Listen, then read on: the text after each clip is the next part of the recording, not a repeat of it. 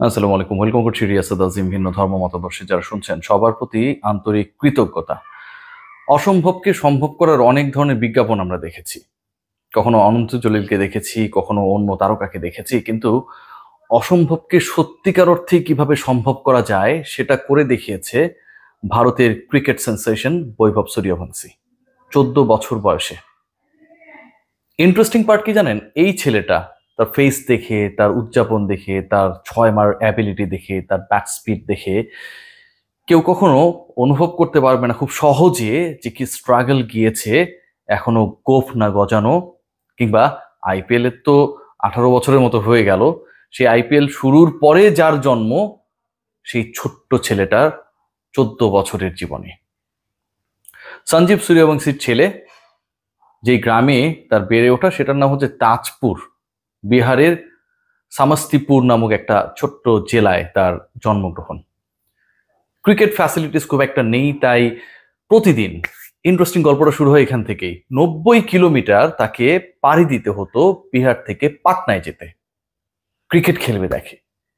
Cricket খেলার জন্য বিহার থেকে পাটনা যাওয়া, প্রতিদিন 90 কিলোমিটার যাওয়া আসা পাড়ি দেওয়ার পর বৈভব সূর্যবংশী হয়ে গেলেন আইপিএল এ ইন্ডিয়ানদের মধ্যে fastest centurion, overall second fastest centurion Chris গেলের পরে।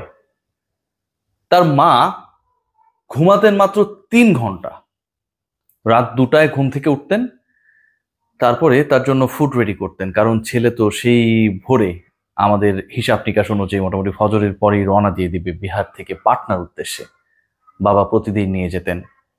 সেই বাবা ছেলের পেছনে যখন তার স্বপ্নকে ইনভেস্ট করলেন, একটা সময় দেখলেন যে আসলে চাকরি করাটা খুব ডিফিকাল্ট হয়ে যাচ্ছে।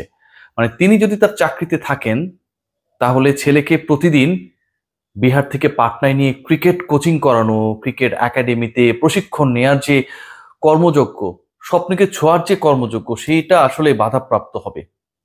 চাকরিটাও ছেড়ে দিলেন বৈভবের বাবা। বড় ভাই দায়িত্ব নিলেন পুরো ফ্যামিলির, তিনি দায়িত্ব পালন করবে। মা প্রতিদিন 3 ঘন্টা ঘুমিয়ে রাত 2টায় উঠে খাবার তৈরি করতেন, সারা দিন বড় ভাই খাটতেন এই 4 সদস্যের ফ্যামিলিকে সাপোর্ট দেওয়ার জন্য। আর বাবার স্বপ্ন বৈভবের মতো করে একই সাথে এগিয়ে চলতে থাকলো সেই সাজ থেকে সন্ধ্যা পর্যন্ত। কি একটা ইন্টারেস্টিং গল্প, তাই না? বয়স যখন 13 পূরণ হয়নি, মাত্র 12 বছর 284 দিন, বৈভবের প্রথম শ্রেণী ক্রিকেটে অভিষেক হয়ে গেল রঞ্জিতে। ভিনু মানকার ট্রফিতে তিনি অসাধারণ করেছিলেন, সেটা একটা ব্যাকবোন হিসেবে কাজ করলো তার ইন্ডিয়ান আন্ডার 19 টিমে সুযোগ পাওয়ার ক্ষেত্রে। টুর্নামেন্ট হলো, ইন্ডিয়ান আন্ডার 19 টিম সেখানে দুভাগে ভাগ ভাগ হয়ে খেললো, দুটা দল, একটা হচ্ছে আন্ডার 19 এ, একটা হচ্ছে আন্ডার 19 বি। সাথে রয়েছেন বাংলাদেশ আন্ডার 19 এবং ইংল্যান্ডের আন্ডার 19 টিম।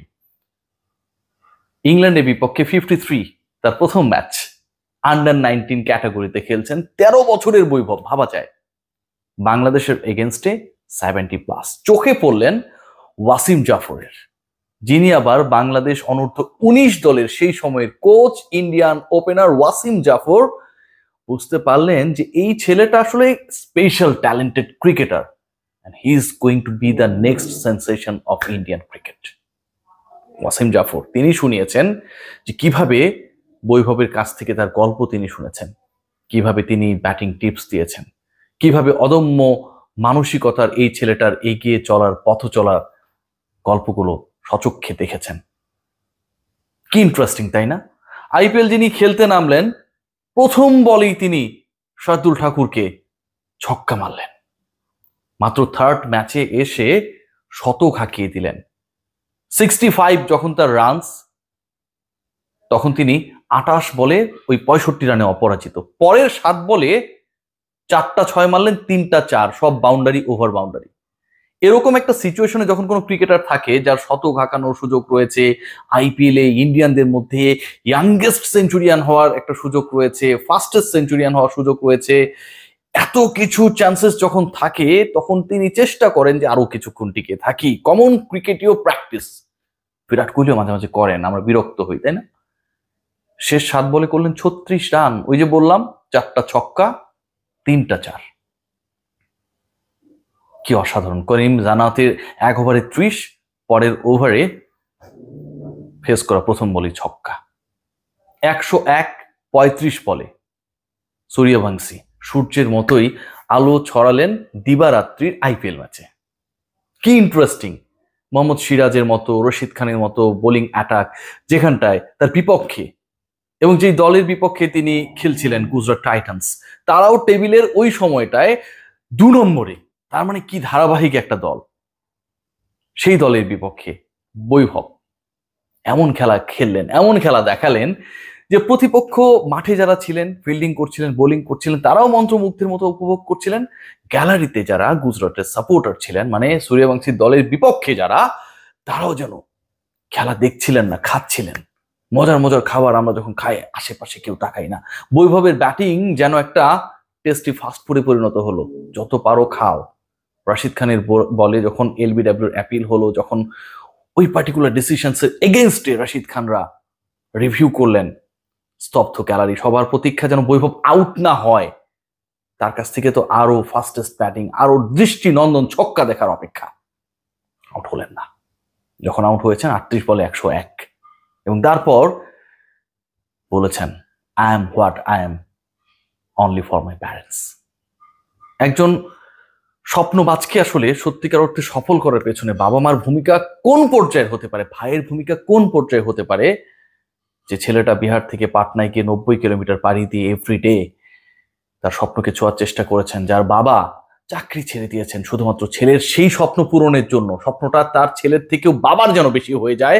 মা মাত্র 3 ঘন্টা ঘুমিয়ে রাত 2টায় উঠে খাবার তৈরি করতেন, আমার ছেলেটা যেন টুকটাক ভালো খেতে পারে। ছোট ছেলে তো ভাই, ছোট সন্তানের প্রতি ভালোবাসাটা একটু অন্যরকমই হয়। আর ভাই, সবকিছু বাদ, তুই ক্রিকেট খেল, বাবা তুমি ওরে নিয়ে যাও, মা তুমি রান্না করো, সংসারের দায়িত্ব আমার। বৈভবের সফল না হবার কোনো ধরনের রেসিপি অবশিষ্ট ছিল না। বাংলাদেশের ক্ষেত্রে সবচেয়ে দুঃখ লাগে যে এই ওয়াসিম জাফর, যিনি একটা বড় রোল প্লে করেছেন, ডেফিনেটলি প্যারেন্টসের উপরে না, বৈভবের স্বপ্নের উপরে না, but he had some role. তিনি এই বাংলাদেশেই দায়িত্ব পালন করেছিলেন, বাংলাদেশ দলের সাথেই সম্পৃক্ত ছিলেন, কিন্তু বাংলাদেশ থেকে এরকম সুপার ট্যালেন্টেড, এর অর্ধেক ট্যালেন্টেড কাউকে আমরা খুঁজে পেতে পাইনি। শুধুমাত্র একটা দেশের ক্রিকেট স্ট্রাকচার, সেই দেশের গার্ডিয়ানদের, সেই দেশের সূর্য সন্তানদের, সূর্যবংশীদের, সেই দেশের সাধারণ জনগণের যারা আসলে স্পোর্টসটাকে ভালোবাসে, কোন লেভেলে নিয়ে যেতে পারে। আমাদের এখানে খেলার চেয়ে ধুলা বেশি। নাজমুল হাসান পাপনের বোর্ড ওই সময়টায় ওয়াসিম জাফরকে বাংলাদেশের দায়িত্ব দিয়েছিল ঠিকই, কিন্তু বাংলাদেশে তিনি কিছু করতে না পারলেও ইন্ডিয়ান নেক্সট সেন্সেশনকে ঠিকই খুঁজে বের করেছেন। কাজে লাগাতে পারিনি আমরা কোনো কিছুই। সূর্যবংশীরা সকল সকল ধরনের লিমিটেশনসকে ক্রস করে আনলিমিটেড উচ্চতায় চলে যায়, আর আমরা টেলিভিশন আইপিএল দেখে তালি মারি। জয়, ভালো থাকবেন।